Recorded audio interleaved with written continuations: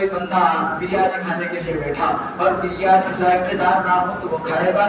آپ کہیں گے بالکل بھی نہیں کھائے گا. وہ بریانی کھائی اس لیے رہا ہے کہ وہ ذائقے دار ڈش ہے, وہ ذائقے دار مزیدار کھانا ہے, اس لیے کھا رہا ہے. لیکن نہ اس میں مرچی ڈالی جائے, نہ اس میں نمک ڈالا جائے, نہ اس میں اور جو ذائقے دینے والی چیزیں اس میں کچھ بھی نہ ڈالا جائے, بس کھانا پیش کر دیا جائے تو وہ کھائے گا.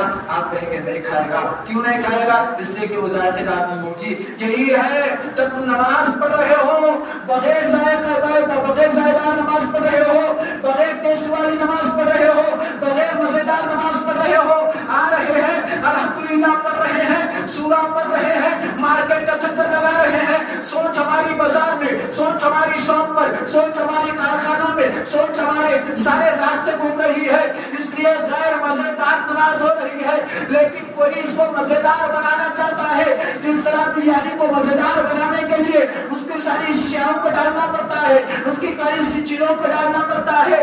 اللہ والے بیان کر رہے اسی طرح نماز کو ذائقےدار بنانے کے لیے نماز کے ہر لمحہ لفظوں کو سمجھنا ضروری ہے. نماز کو ذائقےدار بنانے کے لیے رکوع کو سمجھنا ضروری ہے. نماز کو ذائقےدار بنانے کے لیے سجدوں کو سمجھنا ضروری ہے. نماز کو ذائقےدار بنانے کے لیے سبحان ربی العظیم کو سمجھنا ضروری ہے, سبحان ربی الاعلیٰ کو سمجھنا ضروری ہے, توحید کو سمجھنا ضروری ہے, رسالت کو سمجھنا ضروری ہے, قیامت کو سمجھنا ضروری ہے, دعائے مغفرت کو سمجھنا ضروری ہے, الحمد سبحان کو سمجھنا ضروری ہے. اور جو سورہ تم نماز میں پڑھ رہے ہو اس کو بھی سمجھنا ضروری ہے. تم اس کو نہیں سمجھ کر نماز پڑھو گے تو یہ اسی طرح ہوگا جو بے مزہ بریانی کھانے پر آئے گا. مزہ کہاں آئے گا؟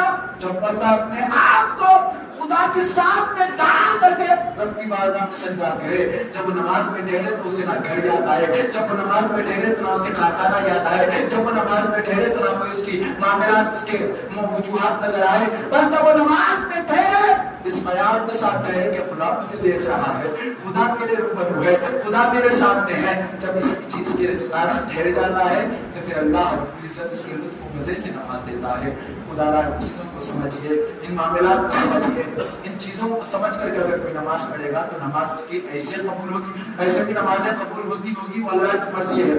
لیکن جو نمازیں خدا کے ذات میں اتر کر کے پڑھی جاتی ہیں وہ نمازوں کا معاملہ کچھ اور ہوتا ہے.